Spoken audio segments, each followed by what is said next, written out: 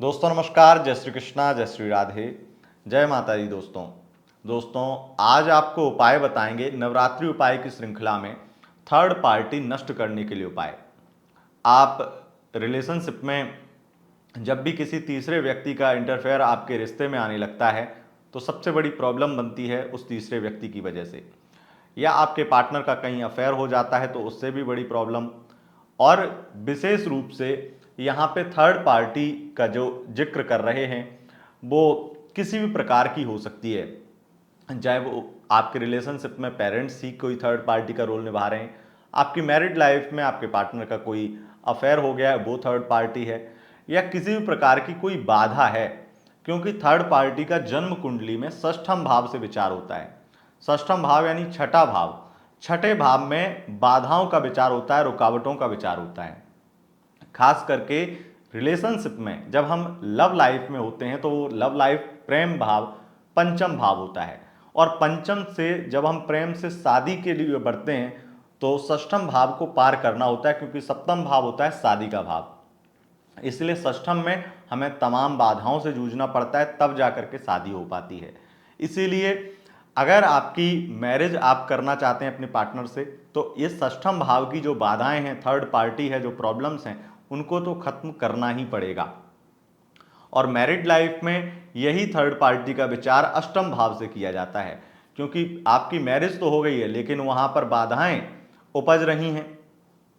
कई मैरिज में तो बाधाएं पहले से होती हैं, उन थर्ड पार्टी का विचार षष्ठम से ही होता है। तो कुल मिलाकर के यहां पर स्थितियां थर्ड पार्टी की प्रॉब्लम अगर आपके रिलेशनशिप में बनी हुई हैं, आपको थोड़ा भी आभास है कि आपके रिश्ते में कोई तीसरा है या तीसरे व्यक्ति की वजह से प्रॉब्लम बन सकती हैं या बन रही हैं, तो आपको ये उपाय जरूर करना चाहिए। और ये उपाय केवल नवरात्रि में कर सकते हैं। नवरात्रि में ही ये उपाय ज़्यादा फलीभूत होगा और आपको आश्चर्यजनक लाभ देगा। उस थर्ड पार्टी की बुद्धि इस तरीके से पलट देगा कि वो अपनी अपने अलग रास्ते चल देगी और आपके रिश्ते में कोई रुकावट पैदा नहीं करेगी। एक तरह से थर्ड पार्टी का नाश हो जाएगा आपकी लाइफ से। उसका कुछ नहीं बिगड़ेगा, बस वो अपना उसकी बुद्धि सुधर जाएगी और वो आपका बिगाड़ेगी नहीं कुछ। जो थर्ड पार्टी, जो तीसरा व्यक्ति है, उसकी बुद्धि सुधर जाएगी। तो इससे ये सात्विक उपाय है, इससे कोई साइड इफेक्ट नहीं हो सकता है, कोई बुरा नहीं हो सकता है आपका या उसका, लेकिन आपका अच्छा ही होगा। लेकिन उपाय जो आपको बताएंगे, जो विधि बताएंगे, उसमें त्रुटि नहीं होनी चाहिए। अगर उसमें अशुद्धता होती है तो ये गलत है, फिर इसका कोई परिणाम अच्छा नहीं मिलेगा। अगर आपने मंत्र में अशुद्धि की, जो उपाय में अशुद्धि की, तो फिर आपको गलत परिणाम भी मिल सकता है, आपका नुकसान भी हो सकता है। क्योंकि ये उपाय आप अगर करते हैं सही तरीके से तो फायदा ही होगा, लेकिन अगर गलत विधि कर दी, गलत मंत्र जाप किया, तो फिर इसमें गलत हो सकता है। तो आपको बहुत ही अच्छे से विधि बताते हैं, हर चीज को सावधानी से लेकर के आपको पूरे नवरात्रि ये उपाय करना है। किसी भी नवरात्रि में आप ये उपाय देख रहे हैं तो आप किसी भी नवरात्रि में, चाहे गुप्त नवरात्रि में, चाहे शारदीय नवरात्रि, चाहे चैत्र नवरात्रि, आप चारों नवरात्रि में ये कर सकते हैं। अभी आगे आने वाली 15 अक्टूबर 2023 से शारदीय नवरात्र है, तो उसमें आप ये उपाय जरूर करें। अगर आपको थर्ड पार्टी प्रॉब्लम है तो आप पूरे 9 दिन ये परवा से लेकर के, पहले नवरात्रा से लेकर के नौवीं तक आपको ये उपाय करना है, ये नियम करना है। ये पूरी विधि में मंत्र सहित आपको बताता हूँ कि क्या उपाय है, कैसे आपको करना है। और निश्चित रूप से आपके रिश्ते में कोई तीसरा है, कोई थर्ड पार्टी प्रॉब्लम है, या किसी प्रकार की कोई बाधा आ सकती है, आपको लगता है, तो वो नष्ट हो जाएगी। उपाय आपको कैसे करना है पूरी विधि जानेंगे, लेकिन उससे पूर्व आपको एक जानकारी दे दें। Love life, married life, relationship में अगर आपकी कोई भी प्रॉब्लम है तो आप हमारे यहाँ दुर्गा सप्तशती का अनुष्ठान भी करवा सकते हैं। अगर आप अपने घर पर करवा सकते हैं तो बहुत अच्छी बात है, अपने घर पर आप ब्राह्मण के द्वारा करवा लीजिए। लेकिन अगर आपके पास में वो व्यवस्था नहीं है और आपके आसपास में कोई योग्य ब्राह्मण, विद्वान ब्राह्मण भी नहीं है, तो हमारे यहाँ पर 4 सालों से लगातार हर नवरात्रि में दुर्गा सप्तशती का पाठ ऑनलाइन व्यवस्था की जाती है। तो इसके लिए आप बुकिंग करवा सकते हैं। आपकी थर्ड पार्टी की प्रॉब्लम है, रिलेशनशिप में कोई प्रॉब्लम है, या आपके कोर्ट कचहरी से संबंधित कोई विवाद है, आपकी अन्य कोई भी समस्या है, तो आपको अपना नाम, गोत्र और अपनी समस्या लिख करके भेजनी है। अगर आपको लव मैरिज करनी है या मैरिज योग आपकी कुंडली में नहीं है, तब आप ये दुर्गा सप्तशती का अनुष्ठान बहुत ही योग्य और बहुत ही खास आपके लिए चमत्कार कर सकता है। दुर्गा सप्तशती अनुष्ठान की बुकिंग आप चाहे 25,000 वाली कराएं, 25,000 की जो बुकिंग है वो सेपरेट पार्ट है आपका, और 15,000 और 9,000 और 1,100 वाली जो है वो सामूहिक है। तो आप इसमें कोई भी बुकिंग करवा सकते हैं, जो आपकी इच्छा और जो आपकी अपनी शक्ति, जो आपका सामर्थ्य हो, उसी अनुसार आप ये बुकिंग करवा सकते हैं। आपको बहुत ही बेहतर रिजल्ट, बहुत ही बेहतर लाभ मिलता है। तो अपना नाम, गोत्र, अगर गोत्र पता नहीं है तो कोई बात नहीं है, समस्या जो मनोकामना है वो लिख करके आप हिंदी में टाइप करके, हिंदी में टाइप करें या फिर इंग्लिश में करें, लेकिन हिंदी में करेंगे तो ज़्यादा बेहतर रहेगा, अशुद्धि नहीं होगी, कोई गलती नहीं होगी। तो आप इसे लिख करके व्हाट्सएप पर जो नंबर स्क्रीन पर आपको दिख रहा है उस पर आपको भेज देना है, और पेमेंट का स्क्रीनशॉट भेज देना है, जो भी आपको बुकिंग करानी, 25 वाली या 15 वाली या 9 वाली, और या फिर 1100 वाली। जो 1100 वाली बुकिंग एक पाठ दुर्गा सप्तशती का, ये उन लोगों के लिए है जिनका सामर्थ्य बिल्कुल ही कम है, तो उनके लिए भी हम एक सुविधा देते हैं कि हाँ, माता रानी से आप भी अपनी प्रार्थना कर सकें। दुर्गा सप्तशती के बारे में अगर आपको नहीं पता है तो आपको इतना ही कह दूंगा कि जो मैं आपको आगे उपाय बताने वाला हूं, वो उपाय दुर्गा सप्तशती के सिर्फ एक मंत्र का अनुष्ठान है, एक मंत्र की विधि है, एक मंत्र की विधि, उसमें अनेक मंत्र हैं, उन अनेकों मंत्रों का पाठ दुर्गा सप्तशती का पाठ होता है। तो आप ये समझ लीजिए, ये जो आप उपाय करेंगे उससे 1000 गुना दुर्गा सप्तशती का महत्व है। तो अब आगे बढ़ते हैं उपाय की ओर। आपको अगर बुकिंग करानी हो तो आप जल्द से जल्द करा लीजिएगा, क्योंकि नवरात्रि बहुत नज़दीक है। आगे बढ़ते हैं, बात करेंगे आपके उपाय की, और उपाय में सबसे पहले हम जानते हैं मंत्र, जिस मंत्र का आपको जप करना है, पूरी फिर विधि बताएंगे। चलिए, मंत्र आपको बाद में बताते हैं, मंत्र आपको जानना है, मंत्र आपको पहले बाद में बताते हैं, पहले आपको जो है विधि बताते हैं क्या करना है आपको। आप कलश स्थापना करेंगे, माता रानी की पूजा करेंगे।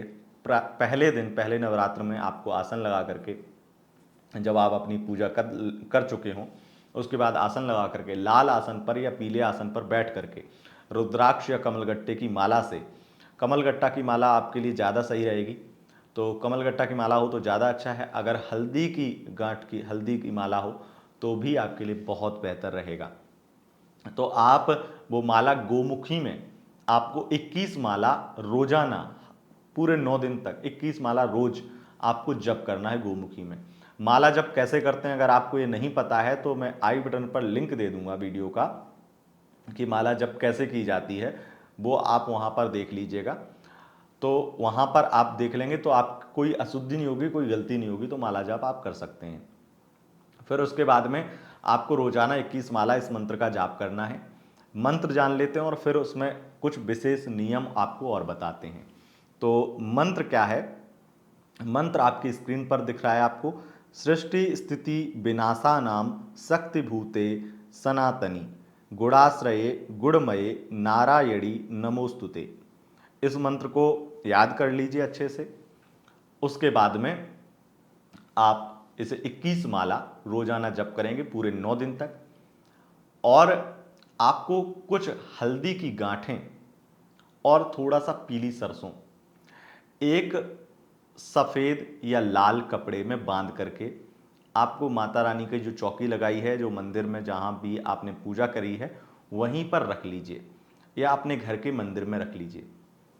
सफ़ेद या लाल कपड़े में बांध करके हल्दी की कुछ गांठें, आप 2 या 3 जो भी गांठें रख सकते हैं, ज़्यादा रखने की ज़रूरत नहीं है। आपको लगता है कि आपकी लाइफ में इतने लोग परेशानी दे रहे हैं, या आपको लगता है अनगिनत लोग परेशानी दे रहे हैं, अगर अनगिनत लोग हैं तो आप एक हल्दी की गांठ रखिए और बाकी कुछ पीले सरसों के दाने आप डाल दीजिए, और उसके बाद में आप उसको बांध दीजिए, उस कपड़े को बांध दीजिए। ज़्यादा बड़ा कपड़ा मत लीजिएगा जिसमें वो बंध जाए अच्छे से, और अच्छे से गांठ लगा दीजिए।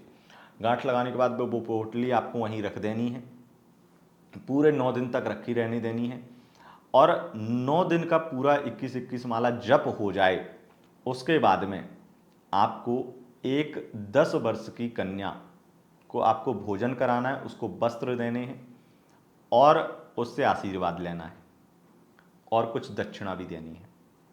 उसके बाद में 9वें दिन ये करने के बाद में आपको जाना है किसी नदी में। अगर यमुना नदी हो आसपास में, गंगा नदी हो तो बहुत अच्छा है, नहीं तो कोई भी नदी हो, वहाँ पर जाकर के आप ये पोटली बहा दीजिए। और वही मंत्र जो आपने जप किया है, ये मंत्र जो है इसका 11 बार मन में उच्चारण करके प्राणायाम करें, या फिर वहाँ पर गहरी सांस 3 बार लें और छोड़ें, और वो मंत्र मन में आपके चलता रहे। उसके बाद में आपको सीधा घर आना है और पीछे मुड़ के नहीं देखना है। आपके लिए ये उपाय सर्वश्रेष्ठ साबित होगा और आपके रिलेशनशिप में चल रही प्रॉब्लम खत्म हो जाएंगी, थर्ड पार्टी की प्रॉब्लम दूर हो जाएगी, अनेकानेक बाधाएं जो आ रही हैं वो नष्ट हो जाएंगी। आप आश्चर्यजनक रिजल्ट, आश्चर्यजनक लाभ इससे प्राप्त करने वाले हैं। अगर आपके किसी दोस्त, पड़ोसी, रिश्तेदार को भी ऐसी कोई समस्या है, आपके किसी सहेली को, आपके किसी मित्र को ऐसी समस्या है और उन्हें माता रानी पर भरोसा है, वो पूजा अर्चन करते हैं, तो उन्हें ये वीडियो जरूर शेयर कीजिएगा, क्योंकि वाकई में ये उपाय जो उनकी लाइफ को बदलेगा वो आपको बार बार धन्यवाद करेंगे। और उसके साथ साथ अगर वीडियो पसंद आए इसे लाइक करें, क्योंकि लाइक करने से आप इनडायरेक्टली ही लोगों के साथ में ये वीडियो शेयर कर देंगे, क्योंकि जब लाइक आप करते हैं तो यूट्यूब अपने आप ही उनके पास में ये वीडियो भेज देता है जिनको इस वीडियो की ज़रूरत है। और कमेंट में जय माता दी जरूर लिखें। बहुत बहुत धन्यवाद दोस्तों। अभी और भी बहुत सारे उपाय आने वाले हैं नवरात्रि के, और 4 सालों से लगातार हम अनेकानेक उपाय आपको दे रहे हैं, वो भी आपको अपने आप ही शो करने लगेंगे अगर आप सब्सक्राइब कर लेंगे। तो सब्सक्राइब करके बेल आइकन हिट कर लीजिए, जिससे कि आपको लेटेस्ट वीडियो बहुत जल्दी मिल जाए। दोस्तों बहुत बहुत धन्यवाद। नमस्कार।